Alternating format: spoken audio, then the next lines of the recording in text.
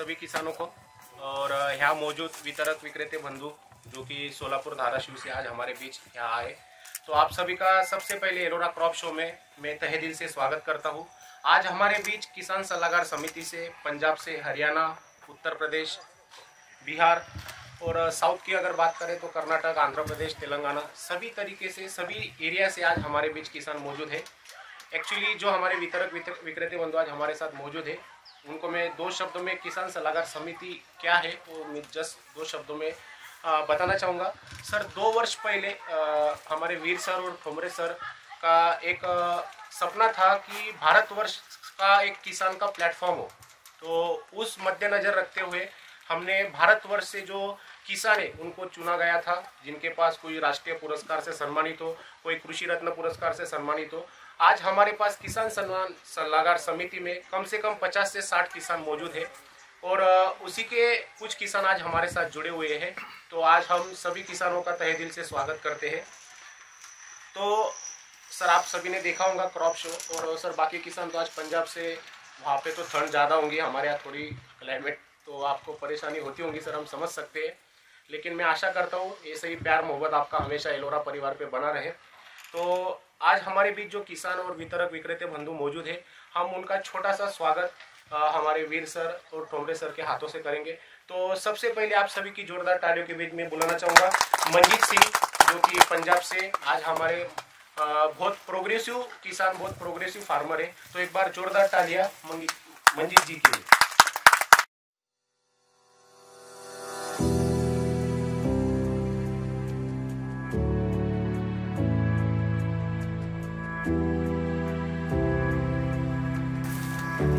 इसके बाद मैं देना चाहूँगा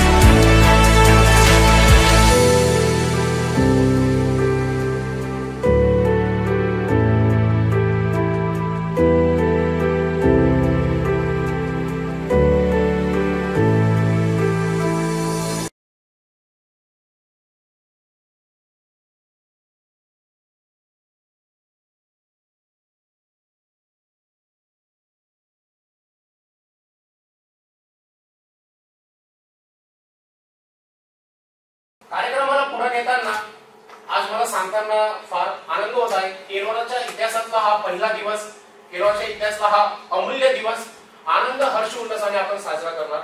आजच्या दिवशी आज आपल्याला महामहिम राज्यपाल श्री हरिभाऊ बागडे सर यांची उपस्थिती लाभली. यासोबतच एलोरा टाइम्सचे 100वे आवृत्तीचे आपण आजच्या दिवशी अनावरण करणार. एलोरा टाइम्स म्हणजे काय हा प्रश्न पडणार सगळ्यांना. एलोरा टाइम्स बद्दल मी माननीयांच्या अनुमतीने 2 शब्दात माहिती देऊ इच्छितो. सर ऍक्च्युली एलोरा टाइम्स ही संकल्पना 2 वर्षापूर्वी एलोरा कंपनीचे मॅनेजिंग डायरेक्टर वीर सर त्यांच्या विचारातून उदयास आले. एलोरा टाइम्स हे वृत्तपत्र आहे जे की साप्ताहिक आम्ही भारतवर्षामध्ये पब्लिक करत असतो. त्या वृत्तपत्रापर्यंत पोहोचवत असतो. याच्याने मार्केटमध्ये एलोराची जी वस्तुस्थिती किंवा जी इमेज आहे ती एक प्रकारे ट्रान्सपरंट तयार झालेली आहे. सर यासोबतच कृषी तज्ञांपर्यंत सुद्धा हा एलोरा टाइम्स भारतवर्षामध्ये आम्ही चांगल्या पद्धतीने साप्ताहिक पद्धतीने पोहोचवत असतो. आणि आज कोइन्सिडन्सली साहेबांच्या उपस्थितीत ह्या एलोरा टाइम्स या 100व्या आवृत्तीचे आम्ही त्यांच्या शुभ हस्ते अनावरण करू इच्छितो. तर मी मान्यवरांना निवेदन करतो की त्यांनी 100व्या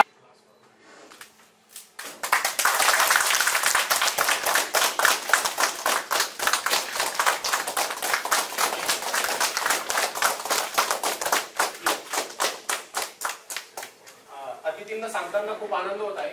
2 वर्षापूर्वी अचानक एक सदिच्छा भेट झाली होती वीर सरांची आणि राज्यपाल साहेबांची. त्यावेळेसची सुद्धा वृत्तपत्रात आम्ही माहिती नमूद केलेली. सरांना मी विनंती करतो की ती आपण तुम्ही गावात आले होते शिवकुमारजी आणि आम्ही कार्यक्रमाचे एक आम्ही 27 डिसेंबर पासून क्रॉप शो अरेंज केलेला आहे. त्याची आज औपचारिकता आदरणीय महामहिम राज्यपाल राजस्थान श्री हरिभाऊ बागडे साहेब ज्यांना आम्ही सगळे लाडाने नाना म्हणतो. तर नाना तुम्ही आल्यामुळं आमचा सगळ्यांचा आनंद द्विगुणित झालेला आहे. ज्यावेळेस कुणीही काम करतं आणि त्यावेळेस ज्यावेळेस तुमच्यासारख्या लोकांची त्याच्या पाठीवर थाप पडते तर निश्चितप्रमाणे तो आमच्यासाठी खूप आनंदाचा आणि मोटिवेशनचा पार्ट आहे. तर अशा या क्रॉप शोला 15 दिवस झालं भारतभर प्रत्येक राज्यातून काही शेतकरी, काही डीलर्स, डिस्ट्रीब्युटर्स यांच्या भेटी चालू आहेत. आज तुमच्या चरण स्पर्शाने हा कार्यक्रम किंवा ही भूमी निश्चित पावन झाली. आम्हाला खूप अत्यानंद झालेला आहे. आणि आजच्या या कार्यक्रमाला जे गेस्ट मंडळी भेटलेली आहे doctor Wankhede sir. Doctor Wankhede sir महाबीजचे MD राहिलेले आहेत आणि आता सीड असोसिएशनचे एक्झिक्युटिव्ह डायरेक्टर म्हणून या पदावर काम करत आहेत. या गावचे सरपंच, उपसरपंच, सरपंच सगळं तेच पाहत आहेत. कपिंद्रजी पेरे मंडळी, हे गाव पेऱ्यांचंच आहे, तुम्हाला चांगलं माहित आहे. तर बरीच मंडळी आलेली आहे. साहेबांचे स्नेही मुकुंद कुलकर्णी साहेब, त्यानंतर बापू निघून गेले आताच, मानसिंग बापू, आणि आमचे जे वेगवेगळ्या विभागाचे प्रमुख आहेत.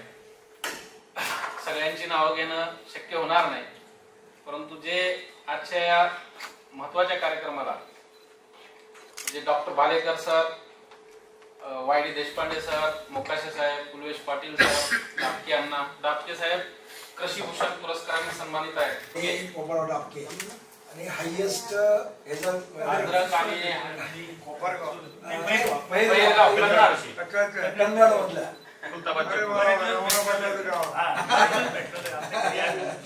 अद्रक अद्रक अद्रक अद्रक अद्रकचे रेकॉर्ड ब्रेक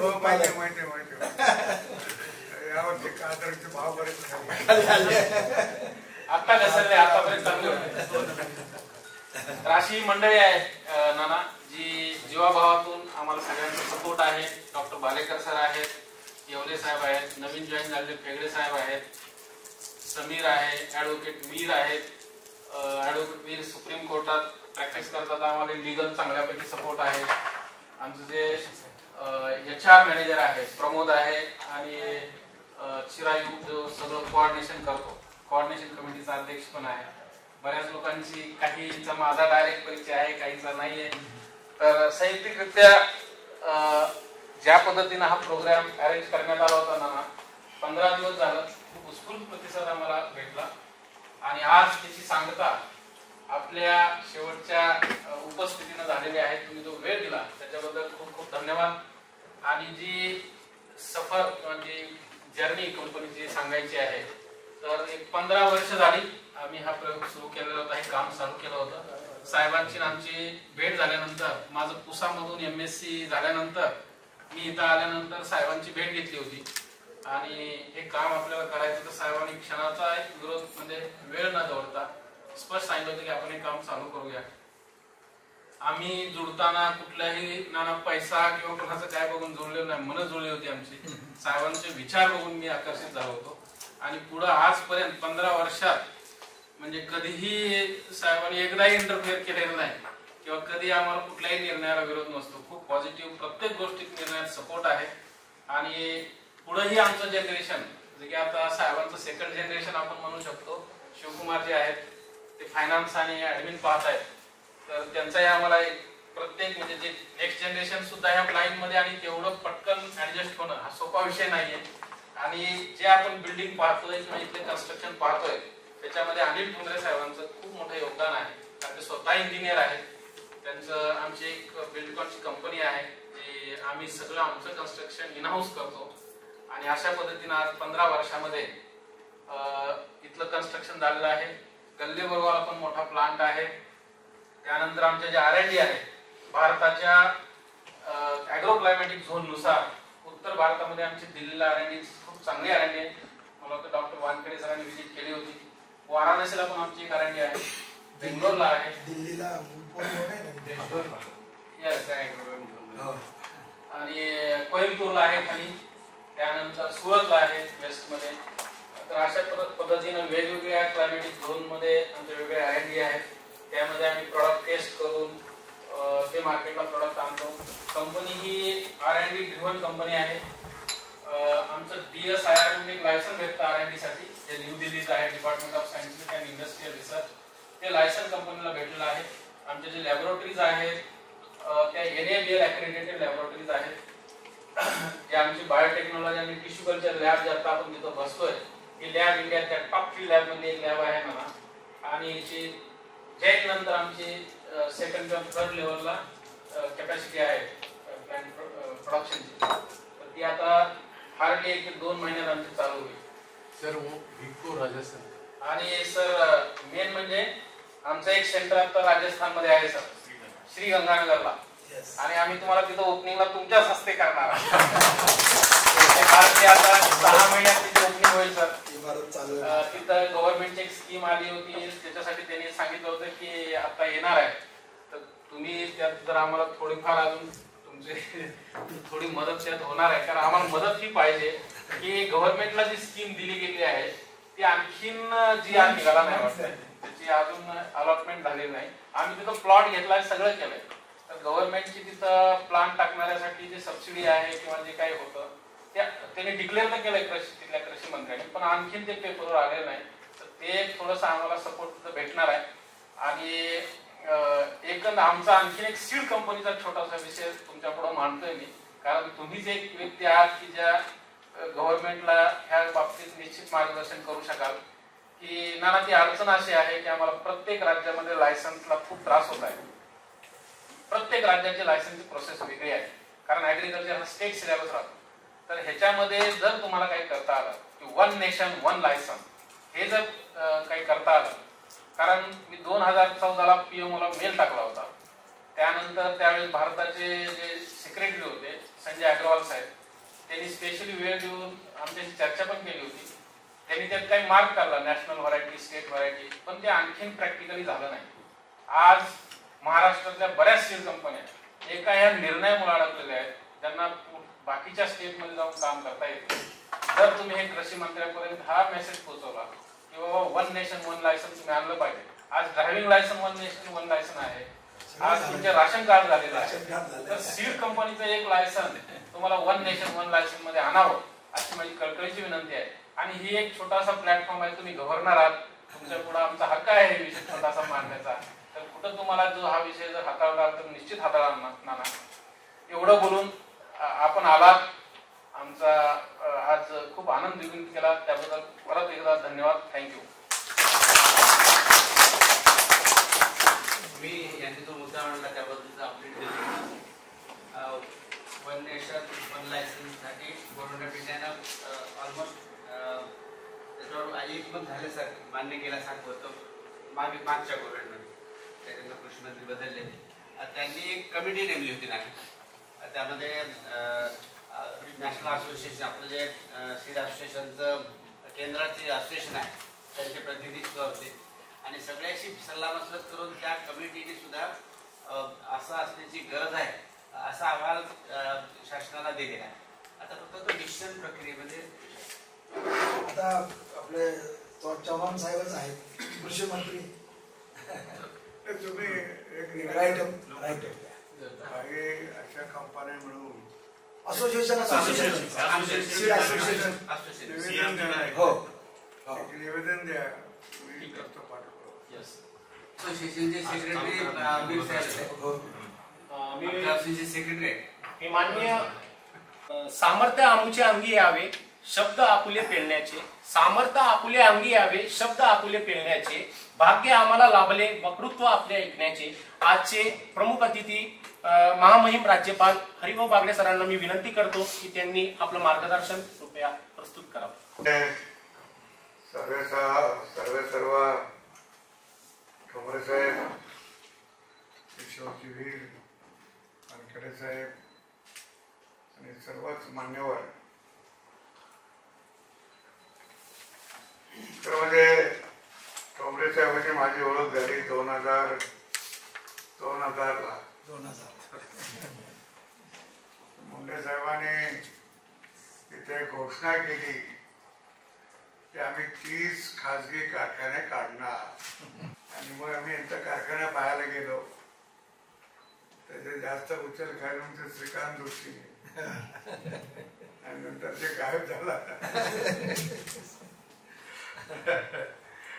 तर आम्ही गेलो पाहायला. रामभाऊ भोगले वगैरे होते, विवेक देशपांडे मोठी गाडी करून गेलो. त्यांचाही पाहिला आणि तो दुसरा वैद्यनाथ नाही त्याच्या पलीकडचा प्रायव्हेट नव्हतं. हा शंभू महादेव. शंभू महादेव नाही, आता तो भंडारी त्याचे हे होते पनांगेश्वर आणि तिथे काम चालू होतं आणि आमचं तर काहीच नव्हतं तोपर्यंत. पाहून आल्यावर आम्ही निर्णय केला की करायचं म्हणून. आणि मग जून 2000 ला शेअर्स करायला लागलो आणि डिसेंबर पर्यंत आमचे शेअर झाले. जे काही लागत होते 3 कोटी. तर त्यावेळेला मग नागपूरच्या अधिष्ठान डिसेंबर मध्ये आम्ही त्याचा सौदा केला. मुंडे साहेबांनी फोनवरच त्या कंपनीशी बोलले, क्रूप इंडस्ट्री क्रूपची, आणि ते जानेवारीत आले. आणि जानेवारीत आले आणि लगेच आम्हाला सगळ्या गोष्टी मान्य केल्या. आम्ही एक 50 लाख रुपये दुसऱ्या कारखान्यापेक्षा कंपनीला जादा दिले. नाव होतं तिचं म्हणून. त्याचा दुसरे एक जे तलवार होते आपले इजॅक्सचे, ते आपल्याला 15 कोटीला करून देत होते. ह्याला आपण 15.5 कोटी दिलं. आणि मग तो आम्ही त्याचा 9 महिन्यातच कारखाना पायापासून तर साखर पोतं काढ्यापर्यंत 9 महिन्यात. त्याचं कारण असं की आपल्या बँकांनी आम्हाला पैसे दिले ताबडतोब. आणि ग्रुपकडे अशा कारखान्याचे बरेच ऑर्डर्स होत्या. त्याने जे पैसे देईल त्याला पाठवत गेले आणि त्यामुळे आमच्याकडे पैसे असल्यामुळे आम्ही लगेच पाठवलं ते सामान पाठवून द्यायचं. असं म्हणून झाला. पण मध्ये 2-3 वर्ष 2 वर्षांनी पुष्कळ त्रास झाला. 2004-5 वैतागला आला होता. पण नंतर सुधारलो. त्यामध्ये आम्हाला ठोंबरे साहेबांनी पुष्कळ मार्गदर्शन केलं आणि 1 वर्ष त्यांना पण चालवायला दिलं आम्ही. असं ठरलं होतं की साधारण 2 लाख क्रशिंग होईल, पण झालं 1 लाख. आम्ही आमचं जे अग्रीमेंट केलं होतं ते अग्रीमेंट अर्धच घेतलं. त्यांना म्हटलं की ते म्हणे एवढं मला परवडलं नाही, मला एवढे पैसे सूट. दुसऱ्या कारखान्यात असतं तर चालून धरत बसला. मी म्हटलं पैशापेक्षा माणसं महत्वाची आहे, माणसं जोडली पाहिजे. पैसे कधी कमवता येतात, माणसं नाही कमवता येत. आणि मग तेव्हापासून आतापर्यंत त्या कारखान्याला वेळोवेळी ठोंबरे साहेब मदत करतात. त्यांनी हा नवीन प्रयोग सुरू केला आहे. म्हणजे हा काही नवीन नाही. त्याच्यात पाहून मला एक आठवण झाली की याच्यात एक भेंडीचं चित्र पाहिलं. भेंडी आणि बारवाल्याचं मला माहित होतं की त्यांनी पहिल्यांदा भेंडीचं बियाणं सुटू टाकलं. भेंडीचं बियाणं त्यांनी काही दिवस विकत राहायचं आणि त्याच्यावरून मग त्यांचं बाकी सगळं मायको कंपनीची मोठी झाली ती त्याच्यानंतर झाली. आणि त्यांचा पण एक प्लॅन चांगला चालला. त्याने खूप वर्ष चांगला चालवला आहे, अजूनही चालू आहे, नाही असं नाही. मग जालन्याला तर सीड कंपन्याचं एक मोठं देशभरातला हबच झालंय. देशभरात एका गावात एवढ्या कंपन्या सीडच्या नाहीत. त्यावेळेला योगाने ते सुरू झालं आणि हायब्रिड सीड आलं. ज्वारीचं, बाजरीचं, मक्याचं, सगळं कापसाचं.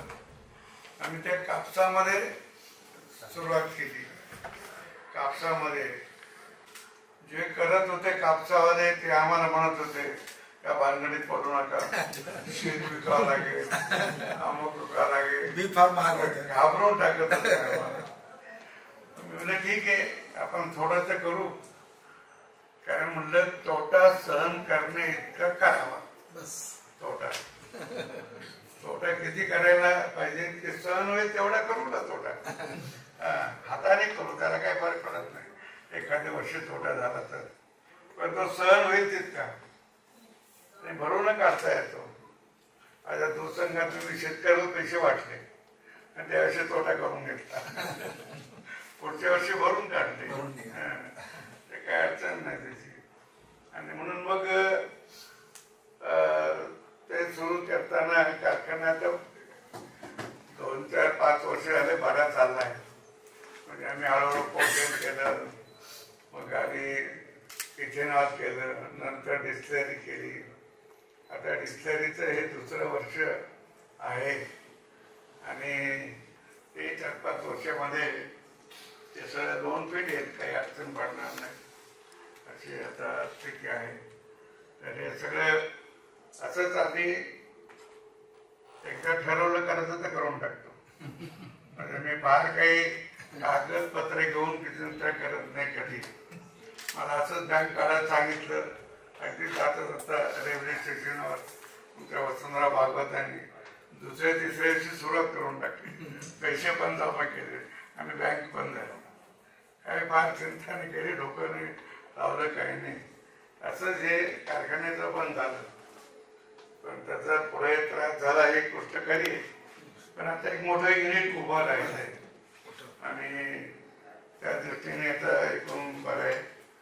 तुम्ही त्या कंपनीच तुम्हाला अडचणी आहेत त्या जरूर मी लक्ष घालतो त्याच्यात. आणि तुमची जी गंगासागरला तुम्ही घेतलंय, तुम्ही गंगासागर या पंजाबला लागून असलेला जिल्हा आहे आणि पाकिस्तानला लागून असलेला पण आहे.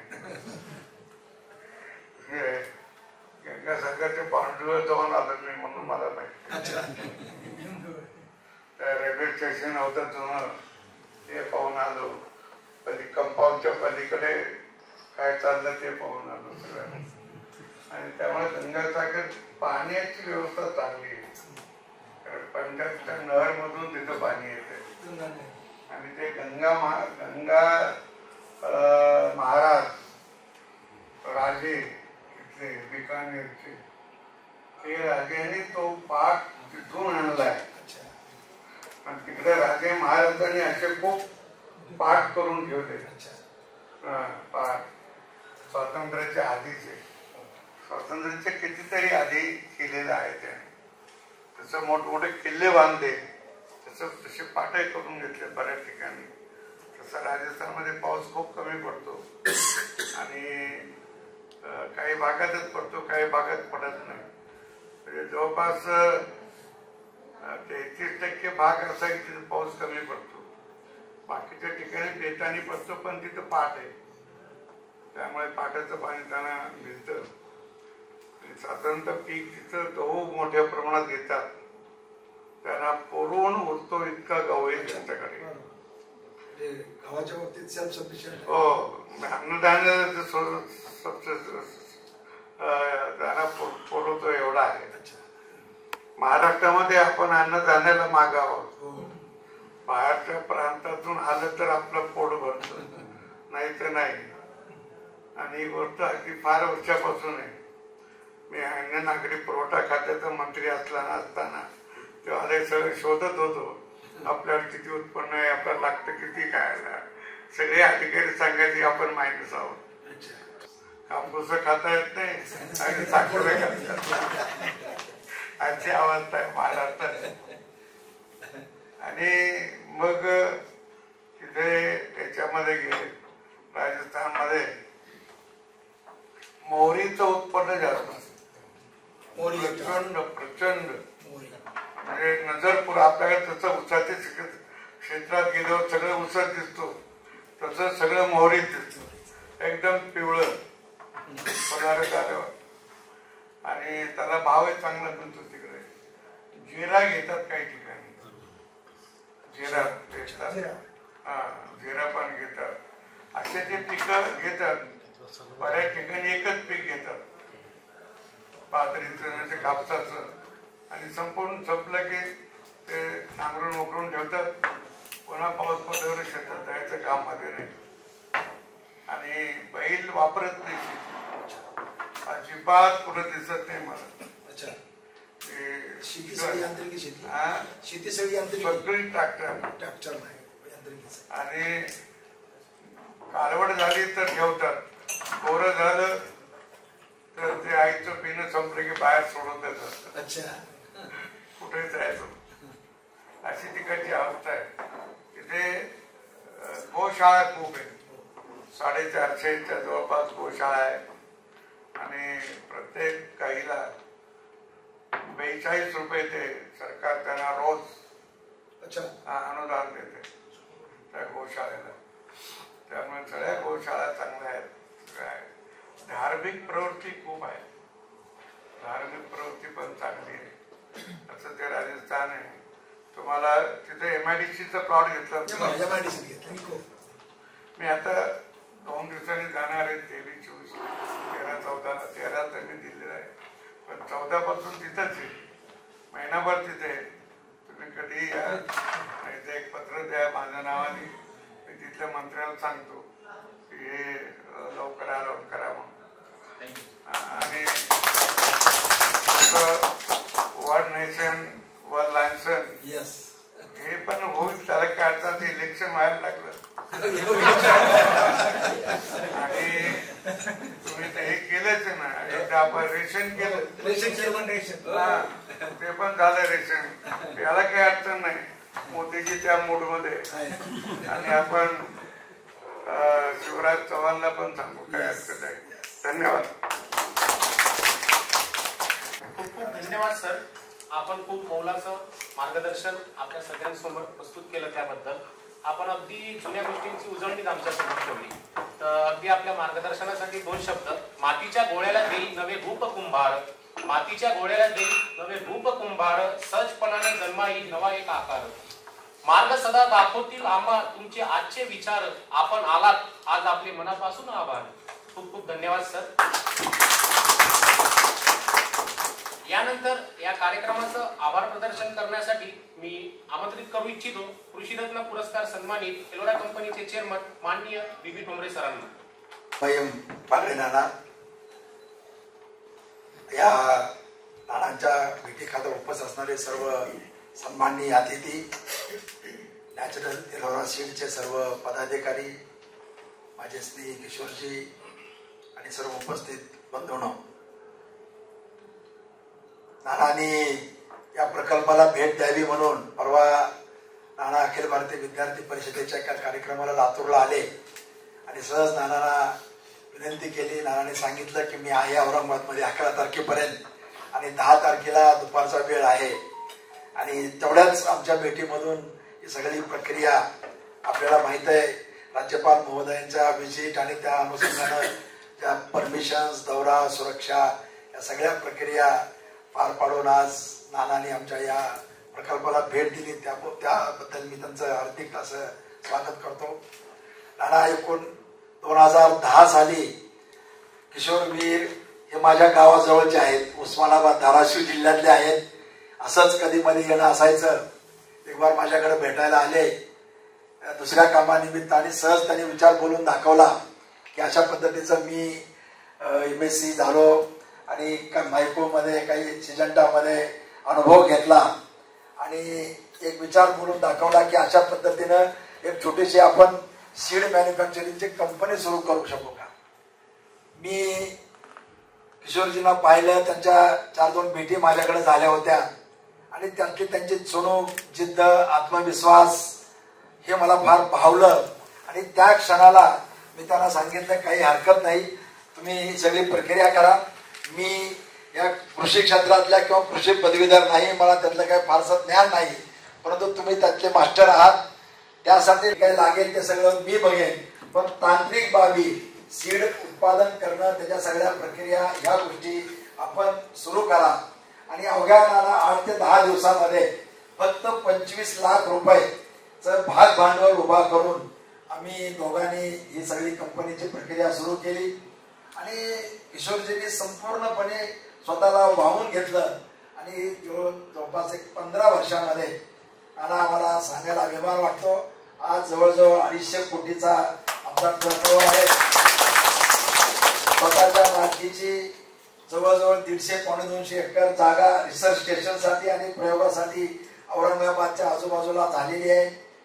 शेती महामंडळाची जवळपास 300 एकर जागा आम्ही 10 वर्षाच्या लीजनं घेतलेली आहे. मग मालेगावला आहे, काही रावळगावला आहे आणि या सगळ्या माध्यमातून हा प्रयोग सुरुवात केला. कांद्यासारखा अत्यंत क्षुल्लक असणारा पदार्थ पण आज आम्हाला उभा केलं ती नाना कांद्यानं. अनेकांचं राज्य घालवलं पण आम्हाला स्थिर स्थावर करण्यामध्ये कांद्याचा सिंहाचा वाटा आहे आणि कांद्याच्या बियाणापासून सुरुवात झाली. आज 250 कोटीतल्या जवळपास 200 कोटीचा टर्नओव्हर हा कांद्याचा आहे. देशामध्ये 22 राज्यामध्ये वितरण व्यवस्था आहे, डीलर्स नेमलेले आहेत. आता सांगितलं आपल्याला जवळजवळ 8 ते 10 राज्यामध्ये संशोधन केंद्र, त्या भागातल्या तिथल्या वातावरणाशी सूट होणारे पदार्थ, त्याचे रिसर्च, त्याच्यावरचं संशोधन करण्याचे छोटे मोठे त्या ठिकाणची लॅबोरेटरी तिथं इस्टॅब्लिश केल्या आणि या माध्यमातून ही सगळी वाटचाल चालू आहे. अत्यंत सामान्य कुटुंबामधून मला आज खास करून आपल्याला सांगायचं नाना किशोरीचे वडील, त्यांचा ह्या सीड ह्या विषयाचं अत्यंत कुठलंही शिक्षण नाही, क्वालिफिकेशन नव्हतं, पण त्या आमच्या धाराशिव मधल्या खेड या गावामध्ये त्या काळात ते शेतामध्ये हे जसं आपण सांगितलं भेंडीचं सीड, असं ते भेंडीचं सीड शेतात तयार करायचे आणि तिथं ते विक्री करायचे शेतकऱ्यांना. तर ही त्यांना एक त्यांच्या DNA मध्येच होतं की या माध्यमातून हे सगळं करावं आणि त्याला एक मूर्त स्वरूप आलं. हा सगळा परिसर जमीन खरेदी असेल, उभारणी असेल, या सगळ्या या डेव्हलपमेंटमध्ये त्यांच्या वडिलांचा फार मोठा सिंहाचा वाटा राहिलेला आहे. आणि 2 कुटुंब, ठोंबरे आणि वीर, 2 कुटुंबांनी मिळून हा सुरुवात केला. आज बघता बघता बऱ्यापैकी याचा विस्तार झालेला आहे आणि या माध्यमातून नाना आमचं एकच उद्दिष्ट, पहिल्या दिवशी किशोरजीची माझी चर्चा झाली तेव्हा त्यांना मी एकच सांगितलं, आपण शेतकऱ्यांचे पुत्र आहोत, शेतकऱ्यांसाठी शेतीसाठी काही करायचं ह्या जिद्दीने मी सुद्धा रांजणीच्या विरान माळावर हा नॅचरलचा प्रकल्प उभा केला आणि त्या माध्यमातून शेतकऱ्याच्या जीवनामध्ये आर्थिक क्रांती झाली पाहिजे, शेतकऱ्याच्या जीवनामध्ये चांगले दिवस आले पाहिजेत आणि शेतकरी स्वावलंबी झाला पाहिजे. आणि आज आपण बघतो की या सीड धंद्यामध्ये फार मोठ्या प्रमाणामध्ये शेतकऱ्यांची लूट होतीये. आवाची सवा भाव लावले जातात, किमती वाढवल्या जातात, त्यामध्ये बोगस बियाणं देऊन शेतकऱ्यांची फसवणूक केली जाते. आणि म्हणून त्याच क्षणाला किशोरजींना मी एक शब्द दिला की आपल्या आयुष्यामध्ये कुठल्याही क्षणाला शेतकरी आपल्या या प्रकल्पापासून कुठल्याही प्रकारे दुर्वंचित राहता कामा नये. जे काही करायचं ते शेतकऱ्यांच्या हितासाठी, शेतकऱ्यांच्या भल्यासाठी करायचं. आणि म्हणून नाना जे आमचे उत्पादन आहे ते बाजारामध्ये ज्या किमती आहेत त्या किमतीच्या तुलनेने कमी किमतीमध्ये परंतु अत्यंत गुणवत्तापूर्ण उत्पादन आपण करतोय. आमचं सगळ्यात महत्वाचं एक आहे की कुठल्याही परिस्थितीत शेतकऱ्याची फसवणूक झाली नाही पाहिजे, शेतकऱ्याची अडवणूक झाली नाही पाहिजे. आणि म्हणून अत्यंत कमी कालावधीमध्ये 15 वर्षामध्ये हा सगळा प्रकल्प विकसित झाला, वृद्धिंगत झाला. आणि हे सगळं होत असताना आपल्यासारख्यांचे शुभेच्छा, शुभाशीर्वाद सातत्यानं आम्हाला लाभले. मी आवर्जून सांगू इच्छितो की नानांचा माझा परिचय मुंडे साहेबांच्या माध्यमातून 2000 साली झाला. नाना नेहमी म्हणायचे, मध्यंतरी ज्यावेळेस कारखाना अडचणीत आला म्हणायचे, ठोंबरे तुमच्यामुळं या भानगडीत आम्ही पडलो आणि अडचणीत आलो. परंतु या माध्यमातून नानांनी या क्षेत्राला इतकं वाहून घेतलं की एखाद्या तज्ञ साखर उद्योगातल्या तंत्रज्ञानाला ज्या साखर उद्योगाची जेवढी माहिती नसेल तेवढी नानांनी या कारखान्याचे बॉयलर असतील, मिल असेल, सेंट्रिफ्युगल असेल, अनेक सगळे क्षेत्रामध्ये स्वतः अभ्यास करून, स्वतः हे करून आज छत्रपती संभाजीराजे साखर उद्योग अत्यंत यशस्वी करून दाखवला. आणि खऱ्या अर्थानं नानाने आपल्या शेतकरी समाजासाठी, शेतकरी बांधवांसाठी आपल्या सगळं आयुष्याचं योगदान दिलं. आज आम्हाला अभिमान वाटला ज्यावेळेस नाना राज्यपाल झाले त्यावेळेस नाना आमच्या धाराशिव जिल्ह्यामध्ये एका कार्यक्रमाला आले. त्याच वेळेस त्यांना आदरणीय पंतप्रधानांचा फोन आला आणि संध्याकाळी आम्हाला रात्री 12 वाजता बातमी कळली. अत्यंत उरभरून आलं की एक आपल्यातला माणूस त्यांच्या आयुष्यभर जे त्या माणसानं सगळं सर्वस्व समाजासाठी समर्पित केलं, त्यांना योग्य न्याय मिळाला. आणि नानांनी चार्ज घेतला राज्यपाल पदाचा. आणि मला वाटतं की 8 दिवसामध्ये आम्ही मुद्दाम राजस्थानला जाऊन नानाचा सत्कार, सन्मान केला. आणि अशा पद्धतीचं एक कुटुंबाचा ज्येष्ठ करता या भावनेतून आम्ही त्यांच्या छत्राखाली हे सगळं करतो. नानांना परवा छोटासा शब्द टाकला कारण शेड्यूल टाईट असतं, सर्व सुरक्षा वगैरे, पण यातून सुद्धा नानांनी एका सेकंदात सांगितलं की काही हरकत नाही, मी येतो. नाना आज आले, आम्हाला मार्गदर्शन केलं. असंच आपलं कृपाक्षेत्र, आपले आशीर्वाद आमच्या पाठीशी राहावेत अशी अपेक्षा व्यक्त करतो. या निमित्तानं आमचे नागरे साहेब आले, कुलकर्णी साहेब आले, सर्व मंडळी या ठिकाणी आली. आणि खरं म्हणजे फार मोठा कार्यक्रम न घेता एक संवाद साधता यावा या दृष्टीनं आणि आम्ही जे करतोय ते आपल्याला पाहता यावं, एक लिमिटेड अशा ह्याच्यामध्ये हा कार्यक्रम आम्ही आयोजित केला. सर्व पाहुण्यांचं आपलं मी पुन्हा एकदा आभार व्यक्त करतो. आणि आपली कृपादर्शी अशीच आमच्या किशोरबीर असतील, आमचे सगळे उपक्रम असतील याच्या पाठीशी राहील अशी अपेक्षा व्यक्त करतो आणि थांबतो. धन्यवाद. खूप खूप धन्यवाद सर. या कार्यक्रमाला आपण आज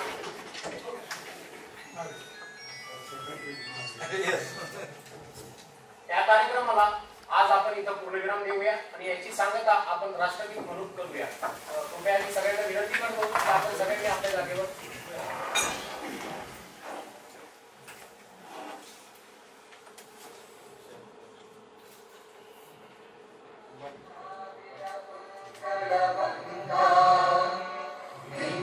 हिमाचल यमुना गंगा उच्चल जलधि तरंगा तव शुभ नामे जागे तव शुभ आशीष मागे.